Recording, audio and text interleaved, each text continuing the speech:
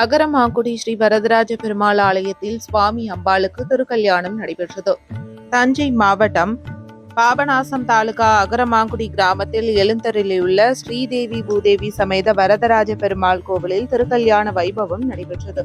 முன்னதாக திருக்கல்யாண வைபவத்தை முன்னிட்டு பெண்கள் சீர்வரிசை தட்டு தாம்பூலங்கள் எடுத்து வந்தனர். அதனைத் தொடர்ந்து சுவாமி அம்பாளுக்கு பட்டு வஸ்திரங்கள் அணிவிக்கப்பட்டு அக்னி ஹோமங்கள் வளர்க்கப்பட்டு சகல சம்பிரதாயங்கள் ஆகம விதிகள் படி சுவாமி அம்பாள் திருக்கல்யாண வைபவம் நடைபெற்றது. இதில் உள்ளூர் மற்றும் வெளியூர் பக்தர்கள் ஏராளமானோர் கலந்து கொண்டு திருக்கல்யாண வைபவத்தை கண்டு களித்தனர். நிகழ்ச்சிக்கான ஏற்பாடுகளை இறைப்பணி நற்பணி மன்ற நிர்வாகிகள் மகேஷ், சிவகுமார், ஹரிஹரன், ஜானகிராமன், வைத்தியநாதன், சூரிய நாராயணன், ராமநாதன் மற்றும் கிராமவாசிகள் சிறப்பாக செய்திருந்தனர். நியூஸ் கியூ செய்திகளுக்காக தஞ்சையிலிருந்து செய்தியாளர் எஸ் மனோகரன்.